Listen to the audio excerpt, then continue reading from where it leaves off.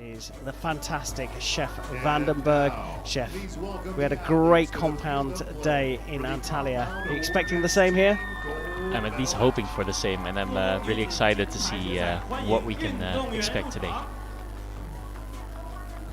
So time for the compound women's team gold medal match, and it's straight down to the shooting line here in Shanghai.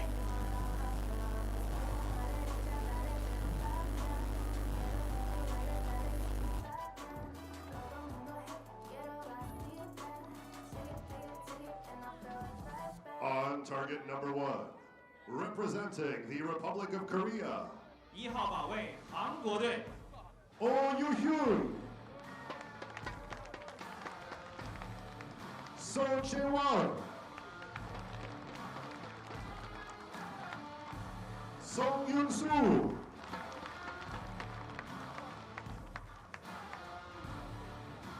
on target number 2, representing Mexico, 2号靶位墨西哥队 Andrea Becerra, Ana Sofia Hernandez-Reyon, Daphne Quintero.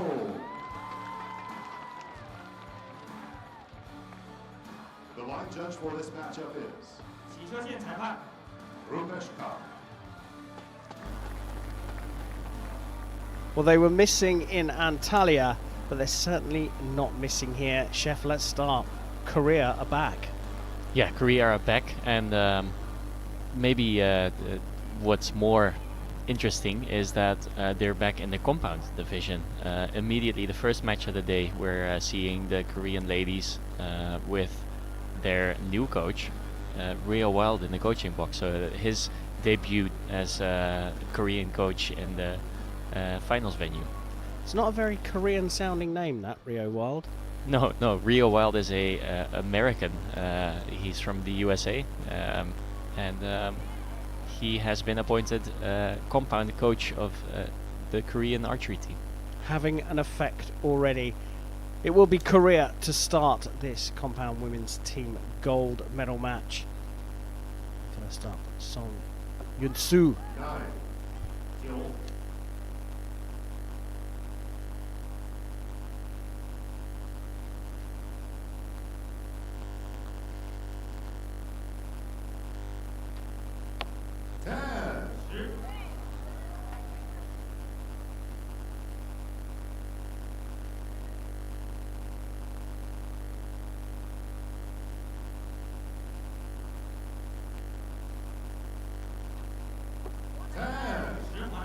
So a good start from the Koreans. We do 2 rotations through the teams. Korea have had their first set of arrows, 1 per archer. We switch over for the first half of the Mexican starting lineup. Daphne Quintero starting things off with a 10. And it's going to be interesting to see if the wind is going to play any factor in this match, because typically speaking, like historically speaking, it's been very windy in this venue. So we're back in this venue after a couple of years in a different one, in the financial district, but now we're next to the river again, and typically with that open river on the side, you'll get some winds to play a part in the matches. So, well, the weather's played a big factor here. Yeah, not only in this match, but also the rest of the week we've seen wind in a stadium, which is always difficult because it's like twirling. And then also we've seen torrential rain, where people were quite literally soaked to the bone.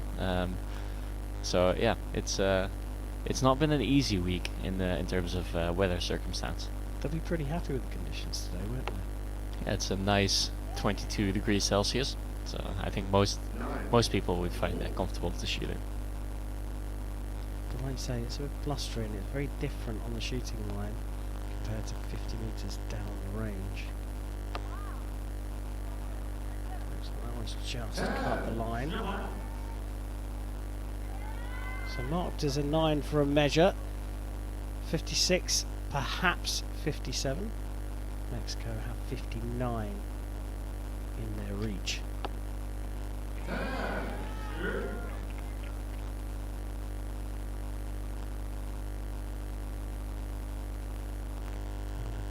there's John shooting in the middle for the Mexicans. A little bit of a reaction there with her shot. I think it was no surprise to her that that was going to hit a bit left.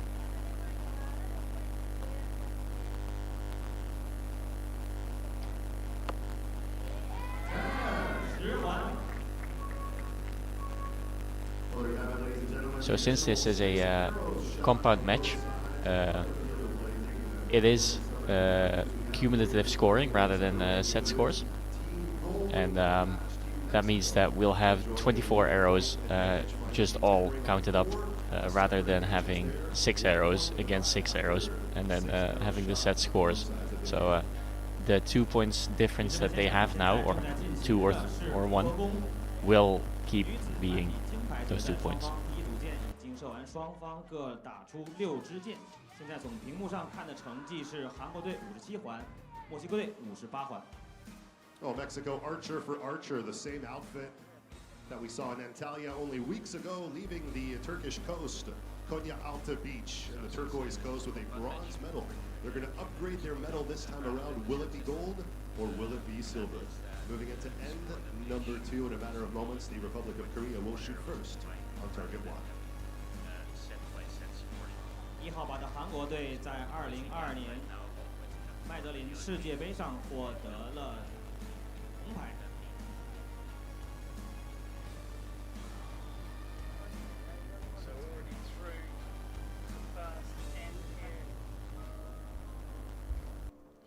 Already through in the first end here in Shanghai.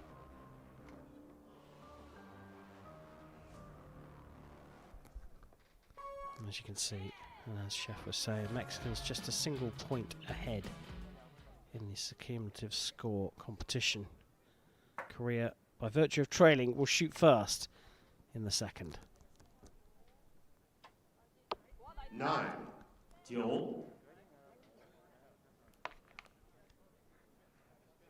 And although Rio Wild has only been coaching in Korea for a little bit, you can already see a bit of influence there in terms of technique.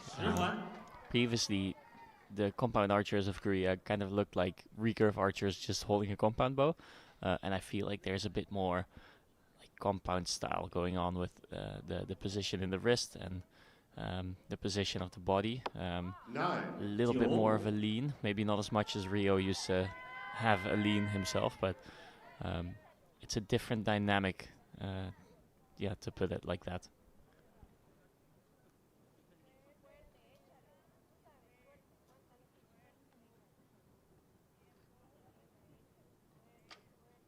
Nine.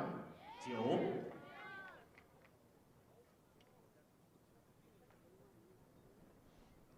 And it seems like the shooting line is quite covered from the wind. There's a couple tents, a couple buildings around, and you can definitely see the flags wave around a bit, and that will, yeah, have an effect on the arrow. But on the shooting line, it seems like it's not too bad. 10. 10环。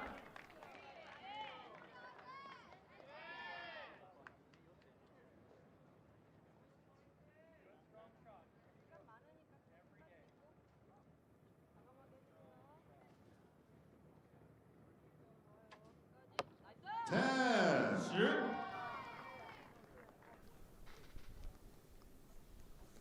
So we switch back to the second rotation of the Koreans with everything all square.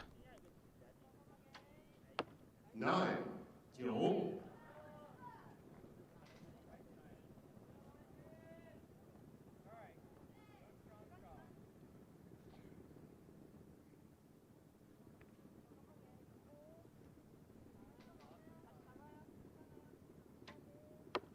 9. 9。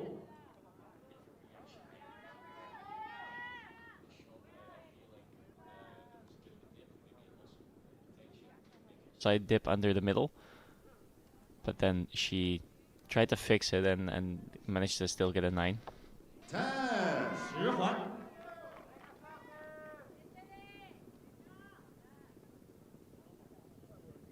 Mexicans mean business here, though, don't they? Yeah, they're shooting shooting the lights out so far, but they have been shooting very high scores in the matches leading up to this 10. as well. So I think they're here with one thing in mind, and that's the gold medal.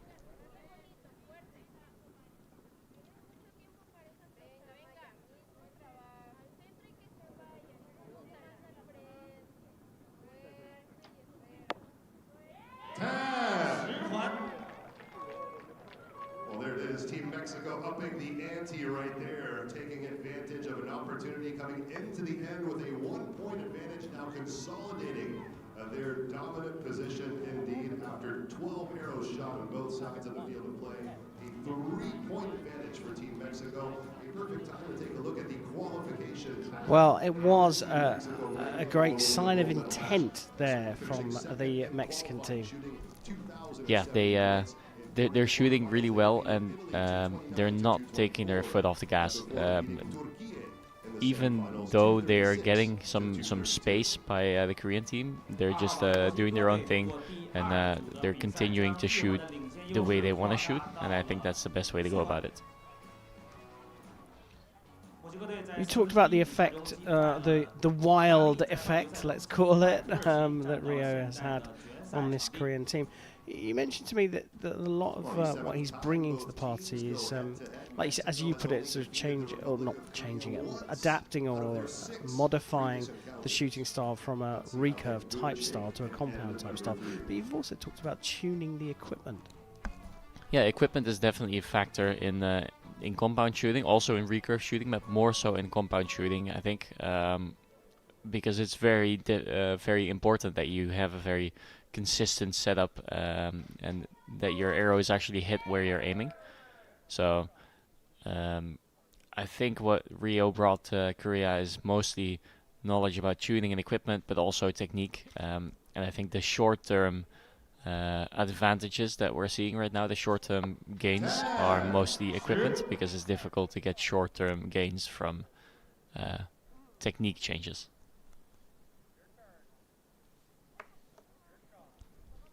Three-point deficit, though, for the Koreans at the halfway stage of this match. 10.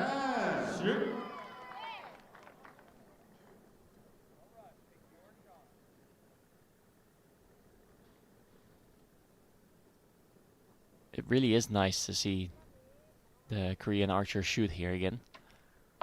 9. 9。 Of course, they missed the first World Cup in Antalya, but that's because they were doing their trials still for the season. Yeah, they still needed to figure out who was going here. I think maybe not here, I don't know actually, but at least their selections for the rest of the season. And yeah, I think the Korean selections are very tough, and they do it very extensively, so they know they're gonna have a good team on the line. Although it seems like whoever they pick from the top, I don't know, 30 archers that they have, it would be a good choice, so it's difficult.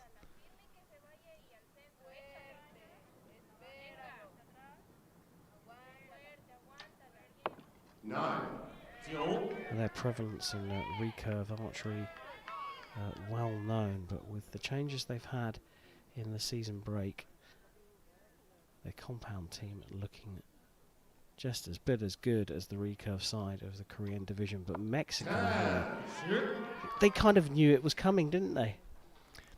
Yeah, they expected this, and yeah, they're just shooting really well. They're shooting a high score just for an elimination match, let alone a gold medal match in this, or yeah, a gold medal match in this team event. So if they can keep this up, they're currently just matching the scores of Korea, which is plenty to you know, get to the end of the match and walk away with the gold. So, and that might be a very costly 8 there. Yeah, be disappointed with that. Coordinate in venue, marked as a 9 right now. So it's a 170 or a 171 as we're showing. 175 available. We'll make that 174 now available to the Mexican team.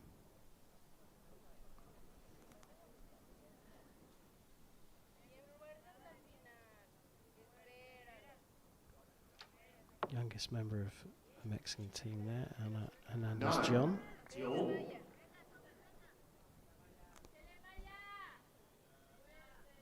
And there's a little bit of a different style of shooting between the Korean team and the Mexican team.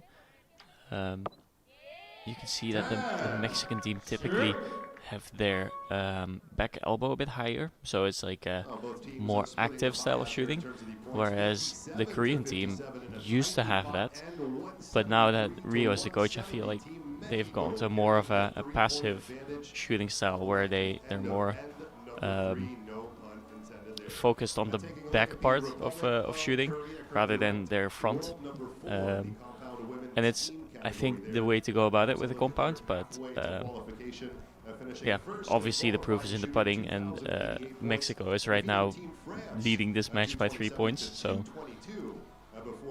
yeah, it's working. It's working, that's for sure.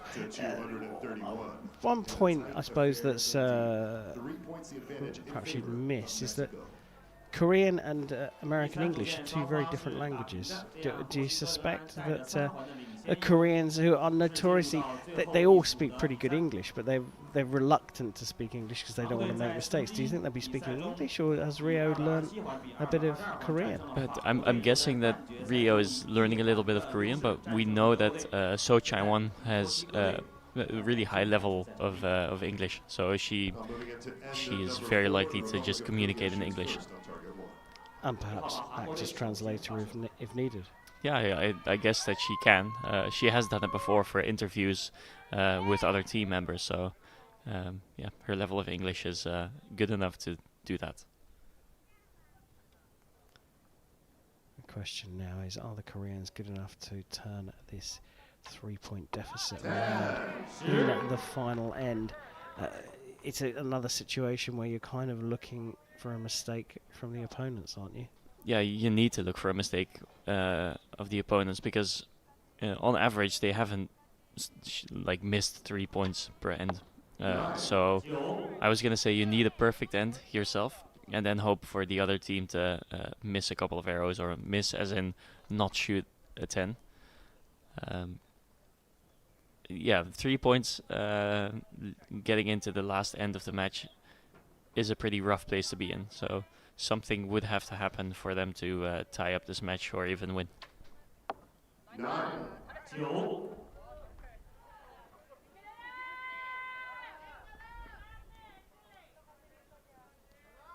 2 nines. I think the Central American team will be thinking here of going for it. 3 arrows that could really ease the pressure.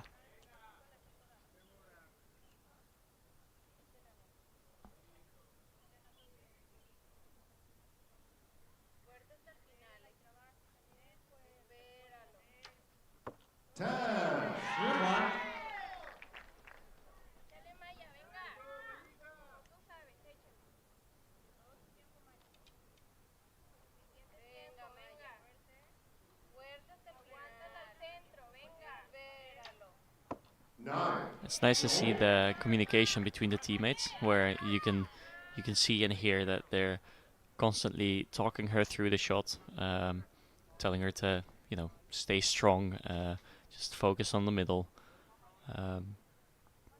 Yeah, I think that's a good way to do this team event, by continually communicating with your teammates, whether it's about the wind or about just encouragement. For most people, communication is key, and some people don't like it when you talk to them while they're in shot, but that's also a matter of communication. As long as you just communicate with your teammates, like, this is what I prefer, this is what I need when I'm in the shot, or like, I think that's the way to win team matches.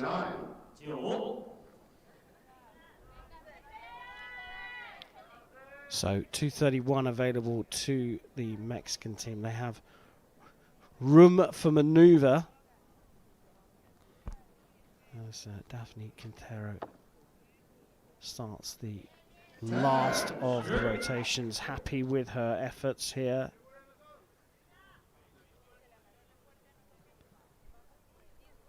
Five tens and 3 9s for Quintero.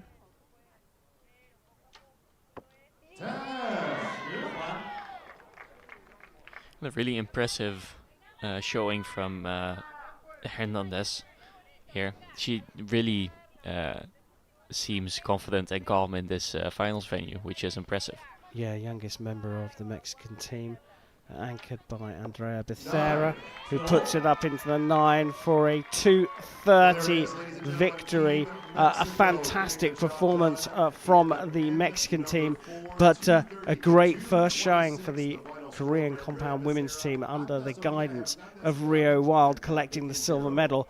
Mexico were ready though.